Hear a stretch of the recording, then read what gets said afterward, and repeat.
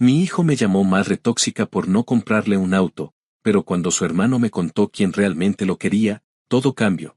Mi hijo Isen llevaba semanas con la idea del carro metida en la cabeza, tanto que ya hasta hablaba como si fuera un derecho automático que yo debía cumplir solo porque él estaba por cumplir los 18. Vivimos en un suburbio tranquilo de Texas, uno donde todo mundo jura que los adolescentes necesitan un auto para ser independientes, pero en nuestro caso la realidad es otra. Porque no vivimos con dinero sobrante ni con lujos que permitan comprar cosas solo por capricho. Isen llegó una tarde diciendo que había encontrado un Honda Civic viejito, según el perfecto, y que solo costaba poco más de $3,000. Cuando me lo dijo, yo estaba guardando la compra y apenas giré la cabeza, ya con ese presentimiento incómodo que te da cuando sabes que alguien ya viene decidido a presionarte. Me contó que era una oportunidad única, que el dueño lo quería vender rápido y que necesitaba que yo lo ayudara para asegurarlo antes de que alguien más lo viera. Yo le respondí con calma que no podía, que el dinero que él creía que yo tenía disponible no era para eso, que lo que había ahorrado era para su educación y que si él de verdad quería un carro, tendría que ahorrar o encontrar un trabajo que le permitiera pagarlo. En cuanto terminé de hablar, él explotó como si yo hubiera cometido una traición.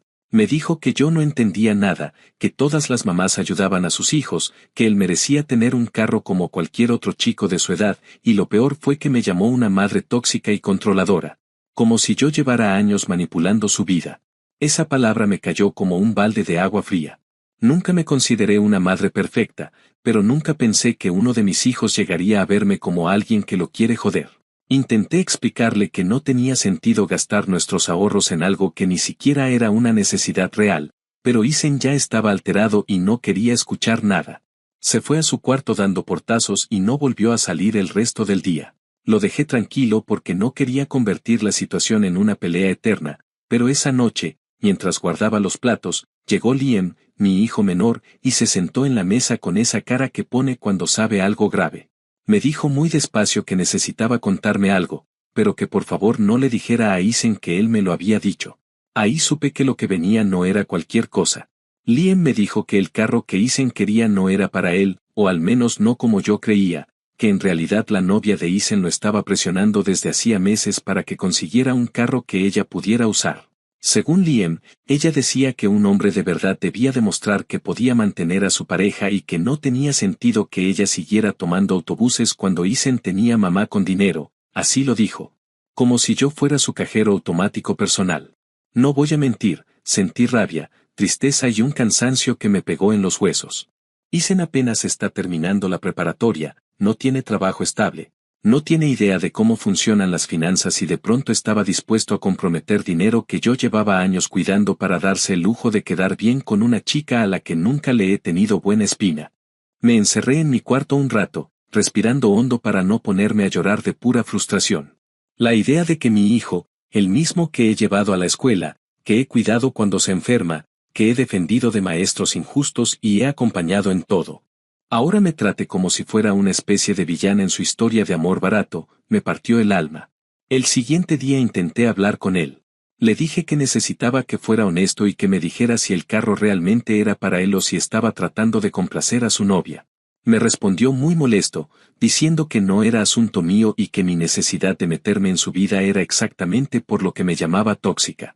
Me quedé viéndolo, más decepcionada que enojada, porque sentí que estaba hablando con un extraño, alguien que no reconocía.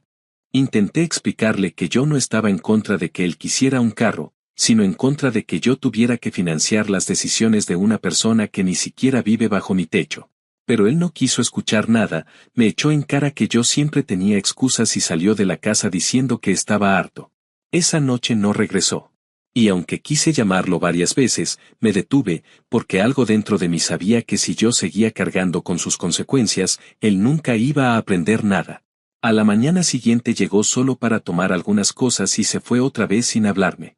Lo vi desde la cocina mientras caminaba hacia el auto de su novia. Ella estaba ahí, recargada en la puerta, mirándome como si yo fuera un problema que necesitaba quitarse del camino.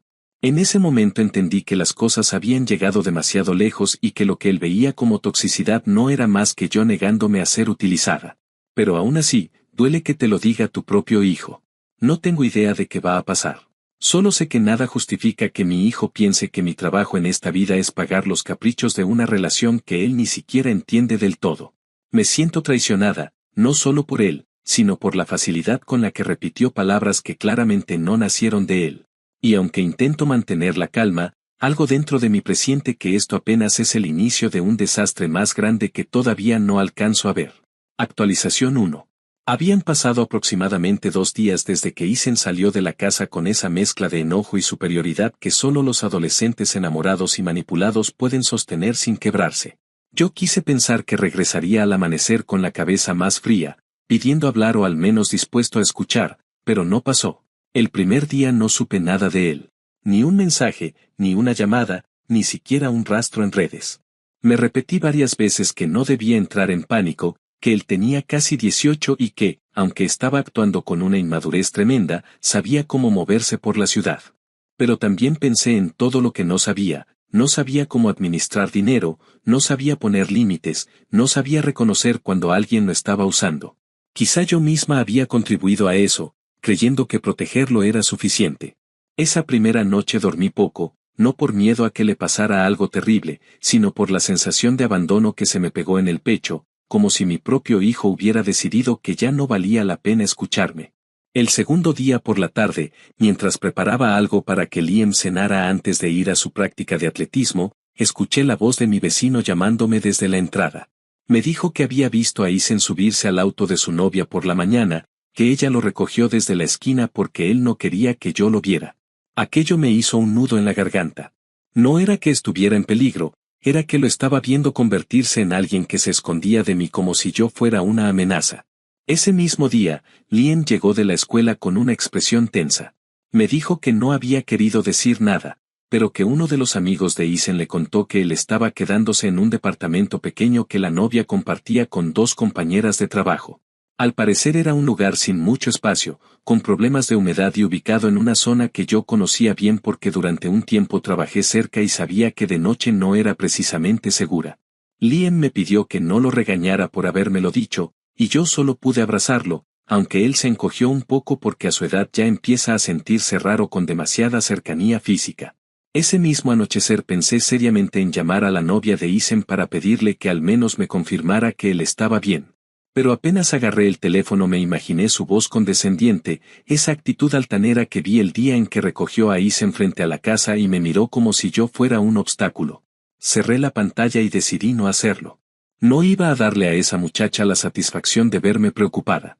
Si mi hijo había elegido ponerse en manos de alguien que lo presionaba para alejarse de mí, que esa persona fuera quien se hiciera cargo de las consecuencias. Esa noche tampoco dormí mucho, pero ya no por angustia, sino por una mezcla amarga de resignación y coraje. La tercera mañana, mientras me preparaba para ir a trabajar, Liam me llamó desde su cuarto. Lo encontré sentado en su cama, sosteniendo el celular como si tuviera miedo de que se le cayera. Me dijo que tenía que mostrarme algo, pero que por favor no le gritara a Isen, que no era su culpa y que él solo quería ayudar. Me acercó el teléfono y lo que vi fue una serie de capturas de pantalla que él mismo había tomado del celular de Isen días antes, cuando todavía vivía con nosotros. No entendí de inmediato por qué las tenía, pero Liam me explicó que un día Isen dejó el teléfono cargando en la sala y se fue al patio, y como él sabía que algo raro pasaba, revisó los mensajes de la novia. No lo regañé porque yo misma había sentido esa inquietud desde hacía meses y, aunque no es correcto espiar a nadie, entendí por qué lo hizo. Las capturas mostraban conversaciones entre Isen y esa chica que me dejaron fría. Ella le decía que si de verdad la amaba debía demostrarlo con acciones, no con palabras. Que un hombre no deja a su novia tomando autobuses y trabajando turnos dobles en un restaurante mientras él vive cómodamente con su mamá.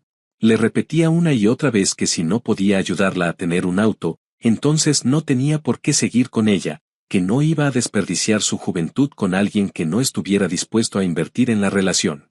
También encontré mensajes donde decía que yo era una estúpida controladora, que cegaramente quería mantener a Isen bajo mi ala para que nunca creciera. Le aconsejaba que me presionara, que me dijera que era su derecho tener un auto porque yo tenía los medios para dárselo. Incluso lo instruía sobre cómo hacerme sentir culpable, sugiriéndole frases como que yo había tenido todas las oportunidades en la vida y que era su turno de tener algo propio. Lo peor vino al final. Había un mensaje de ella diciendo que, si lo de Isen no funcionaba, ya tenía en mente a alguien más, un tipo mayor que conoció en su trabajo y que estaba mejor parado económicamente. Decía que Isen era un buen muchacho, pero que a veces uno tiene que pensar en su futuro y que ella no se iba a quedar colgada de un adolescente indeciso que todavía dependía de su mamá para todo. Ese mensaje lo decía todo, porque mostraba que ella no estaba con él por cariño, sino por pura conveniencia.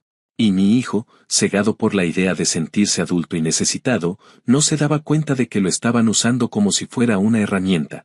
Me costó muchísimo mantener la compostura después de leer todo eso. Liam me miraba esperando que yo reaccionara, y yo solo pude sentarme a su lado y respirar hondo. Le dije que no era culpa de él, que había hecho bien en mostrarme esto y que yo misma no sabía cómo manejarlo todavía. Él me preguntó si iba a ir por Isen, si lo iba a traer de vuelta a casa, y yo le respondí que no. Esa fue la primera vez que dije en voz alta que ya no iba a rescatarlo de sus propias decisiones. Tenía que dejar que las consecuencias se acomodaran solas, aunque eso me doliera más a mí que a él. Pasó el resto del día sin novedades. Me forcé a seguir trabajando, aunque cada correo parecía interminable y cada llamada me sacaba de quicio. Cuando regresé a casa, me encontré con que Liam había organizado sus tareas y había calentado algo de comida para los dos, como si quisiera compensar la ausencia de su hermano. Nos sentamos a cenar en silencio. Esa quietud me hizo darme cuenta de lo mucho que la energía de Isen llenaba la casa, incluso cuando estaba molesto, incluso cuando discutía. La casa se sentía más vacía sin él, pero yo sabía que esa sensación no justificaba permitir que volviera sin consecuencias. Esa noche, mientras me preparaba para dormir, me repetí que no iba a mover un dedo. Si Isen estaba tan convencido de que su novia representaba un paso hacia su madurez, entonces debía dejar que la vida misma le mostrara la diferencia entre amor y manipulación. Me costó entenderlo, porque el instinto de una madre es rescatar, sostener y proteger, pero también aprendí que hay momentos en los que seguir protegiendo solo prolonga lo inevitable. No sabía cuándo iba a regresar ni en qué condiciones lo haría, pero sí sabía que cuando eso pasara, no sería la misma persona que salió de la casa llamándome tóxica. Y esa sería mi primera victoria silenciosa, aunque todavía no pudiera sentirla. Actualización 2. Habían pasado casi 3 semanas desde la última vez que Isen cruzó la puerta de la casa. Yo ya me había acostumbrado a ver su cuarto apagado, a no escuchar el golpeteo constante de sus audífonos contra la mesa, a no encontrar platos sucios abandonados en la sala. Y aunque al principio eso me provocó un vacío incómodo, terminé habituándome a la calma algo tensa que quedó después de su salida. Liam también se ajustó a esa nueva rutina, aunque a veces lo atrapaba sentado en el sillón mirando hacia la entrada como si esperara que su hermano regresara en cualquier momento. Yo no le decía nada, solo me sentaba un rato con él y luego cada quien seguía con su día. Durante ese tiempo no intenté buscar a Isen ni preguntarle a nadie por él. Decidí tomarme en serio la promesa que me hice a mí misma, no rescatarlo. Sabía que corría el riesgo de que me odiara más, pero también sabía que si seguía permitiéndole que me pisoteara en nombre de un enamoramiento que lo estaba consumiendo, terminaría destruyendo cualquier relación futura entre nosotros. Las primeras semanas me enteré de algunas cosas por terceros, principalmente por amigos de Liam o conocidos que coincidían con Isen en la escuela. Me comentaron que apenas iba a clases y que llegaba tarde casi todos los días. Algunos dijeron que lo habían visto discutiendo en voz baja con la novia afuera del edificio, pero no sabían el motivo. Yo escuchaba todo eso tratando de no reaccionar, recordándome que no era mi papel convertir cada señal en un rescate automático. Cuando uno es madre, la tentación de intervenir está siempre ahí, pero también está el agotamiento emocional de años intentando que los hijos tomen buenas decisiones sin poder obligarlos a hacerlo. Por dentro sentía que Isen estaba avanzando directo a una pared, pero también sabía que él necesitaba sentir el golpe para entender. Fue en la tercera semana, un jueves por la noche, cuando todo reventó. Estaba en la sala con Liam, revisando unos papeles del trabajo, cuando escuchamos unos golpes fuertes en la puerta. No eran golpes de alguien que toca para preguntar algo, sino de alguien desesperado. Me levanté con ese dolorcito rápido en el pecho que provoca la adrenalina cuando uno no sabe qué está a punto de encontrar. Abrí la puerta y ahí estaba Isen, descompuesto, con los ojos hinchados y la camiseta arrugada como si hubiera dormido con ella durante varios días. No había señal de la arrogancia con la que se fue. Apenas pronunció mi nombre y en cuanto lo hizo, le tembló la voz. Me pidió entrar y lo hice pasar sin decir nada. Apenas cruzó la puerta empezó a llorar, pero no ese llanto contenido que uno puede controlar. Era un llanto sucio, agotado, ese que sale cuando ya no hay nada que esconder. Se dejó caer en el sillón y se tapó la cara. Liam apareció detrás de mí sin saber si debía acercarse, así que lo mandé a su cuarto para darle a Isen algo de espacio. Me senté frente a él y esperé a que pudiera hablar. Tardó un rato en explicarse, como si tuviera que juntar pedazos de sí mismo para dar sentido a lo que quería decir. Me contó que la novia lo había echado del departamento esa misma tarde porque el carro que habían comprado entre ambos, aunque él fue quien terminó pagándolo con un préstamo improvisado que consiguió vendiendo algunas cosas propias, se había descompuesto. Según él, desde hacía días el carro hacía ruidos raros y finalmente dejó de encender. Me dijo que la novia se puso furiosa, que empezó a gritarle que él era un inútil, que de qué servía tener novio si no podía darle algo tan básico como un medio de transporte.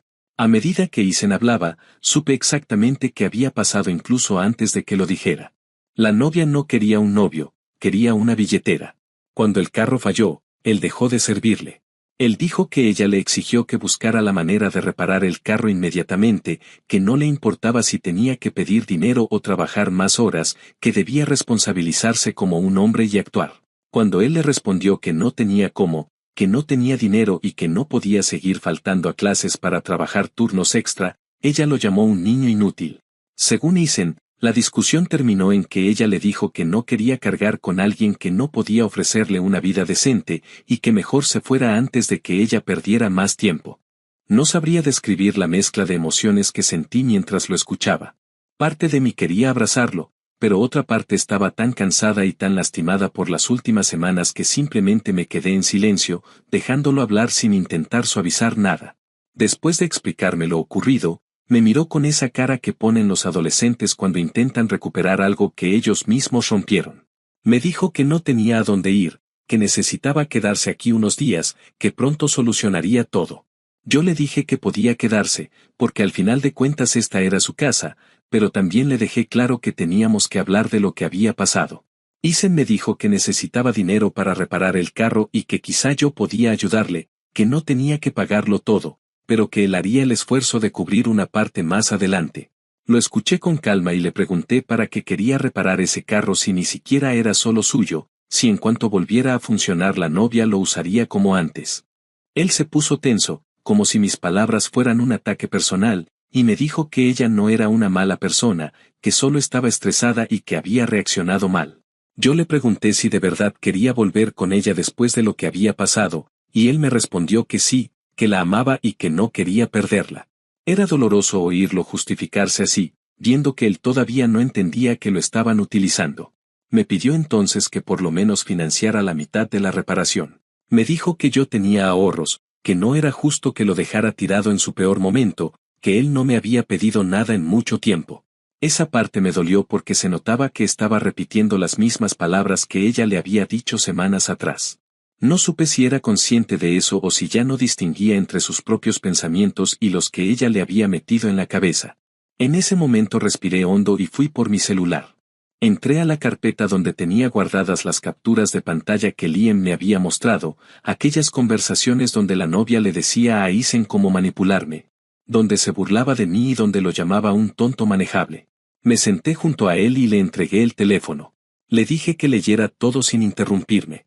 Él tomó el celular con la misma expresión confundida con la que uno recibe un golpe inesperado. A medida que avanzaba por los mensajes, iba cambiando su postura. Primero frunció el ceño, luego abrió más los ojos, después vi cómo empezaban a temblarle las manos y finalmente se cubrió la boca. Me preguntó varias veces si yo había hackeado el teléfono de la novia o si Liam había inventado algo. Le respondí que no, que esos mensajes eran reales y que habían sido enviados mientras él vivía en esta misma casa, bajo este mismo techo que ahora venía a pedirle resguardo. Ese momento no fue agradable de presenciar. Es duro ver cómo se rompe la ilusión de alguien, sobre todo cuando esa persona es tu hijo. Lo vi luchar contra la vergüenza, contra la rabia, contra la sensación de haber sido ridículo. Intentó justificar algunas frases, diciendo que quizá ella estaba molesta en ese momento, que quizá no lo había dicho en serio, pero yo solo me limité a mirarlo en silencio hasta que dejó de hablar. Finalmente, cerró el celular y se quedó con la mirada perdida en el piso. No lloraba, pero tenía esa rigidez en la mandíbula que aparece cuando alguien intenta sostenerse sin desmoronarse. Cuando por fin habló, su voz salió apenas audible.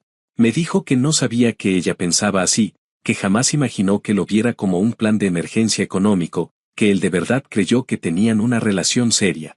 Yo no le respondí de inmediato porque no quería decir algo que pareciera un reproche. Solo le dije que lo lamentaba, que nadie merece ser tratado así y que él tenía derecho a sentirse herido, pero que también debía reconocer que había ignorado muchas señales. Me miró con una mezcla de tristeza y confusión, como si apenas estuviera entendiendo el peso de todo. Le dije suave pero con firmeza que no iba a pagar ni un centavo para reparar ese carro, que no iba a sostenerle una relación que lo estaba destruyendo a ese nivel. También le dejé claro que podía quedarse en casa, pero bajo reglas estrictas, nada de salidas constantes, nada de esconder información, nada de chantajes emocionales. Tenía que ir a la escuela, tenía que ayudar en casa, tenía que comportarse como alguien que quería recuperar la confianza. Isen asintió sin discutir. Y aunque yo sabía que su asentimiento no venía del entendimiento completo de lo que le estaba diciendo, sino de que estaba roto emocionalmente, también supe que era un primer paso. Cuando subió a su cuarto esa noche, lo escuché moverse con torpeza, acomodando cosas, y luego todo quedó en silencio. Actualización final. Habían pasado cerca de 6 meses desde aquella noche en la que Isen regresó hecho pedazos y se desplomó en el sillón como si cargara una vida entera de errores sobre los hombros. No voy a mentir diciendo que desde ese momento todo fluyó de maravilla, porque lo que siguió fue una etapa larga, irregular, llena de tensiones pequeñas, silencios incómodos y pasos torpes que a veces me hacían pensar que estábamos avanzando y otras veces me recordaban que aún quedaban restos de la soberbia que él había adoptado cuando se dejó manipular por aquella relación. Durante los primeros días después de su regreso, Isen se movía por la casa como si pisara huevos, cuidando cada palabra y cada gesto, intentando no despertar mi enojo, pero a la vez sin saber cómo enfrentar la culpa que lo estaba consumiendo. Yo lo dejé tener ese espacio, porque entendí que necesitaba lidiar con su vergüenza sin que yo lo empujara a hablar antes de tiempo. Lien también pasaba por un proceso raro, quería a su hermano en casa, pero no sabía cómo convivir con él después de todo lo que había pasado, así que sus interacciones eran cortas, casi superficiales, pero cargadas de un cariño que todavía no se recuperaba del todo. Con el tiempo, Isen volvió a la escuela. No fue fácil convencerlo, porque estaba harto de sentirse atrás, de ver a sus compañeros avanzar mientras él había pasado semanas priorizando una relación que lo terminó humillando. Tuve que dejar claro que seguir viviendo bajo mi techo implicaba cumplir responsabilidades básicas, y entre ellas estaba no abandonar su educación. Se molestó un par de veces, pero terminó aceptando. A pesar de todo, vi que poco a poco empezaba a recuperar cierta constancia. No se convirtió de la noche a la mañana en un estudiante ejemplar, pero hizo el esfuerzo necesario para levantar sus notas, aunque fuera de forma mínima al inicio. Ese esfuerzo, por pequeño que fuera, me dio una esperanza tenue. Lo observaba llegar de la escuela con algo más de disposición, ayudar a Liam con alguna tarea o recoger su propio plato sin que yo se lo pidiera. No era una transformación milagrosa, pero sí era un cambio real. Una tarde, mientras limpiaba el garaje, lo encontré ahí sentado revisando una caja con sus cosas viejas, boletos de partidos, dibujos de cuando era niño, fotos escolares. No me dijo nada, pero en su expresión había ese tipo de nostalgia que aparece cuando uno se da cuenta de cuánto ha cambiado en poco tiempo. Lo dejé allí sin interrumpirlo. Sentí que necesitaba reconciliarse consigo mismo antes de intentar arreglar todo lo demás. Con el paso de la semana se volvió más comunicativo, no en conversaciones profundas, pero sí en detalles cotidianos que antes no compartía. Me preguntaba cómo había estado mi día en el trabajo, me ayudaba a sacar la basura o incluso me acompañaba al supermercado.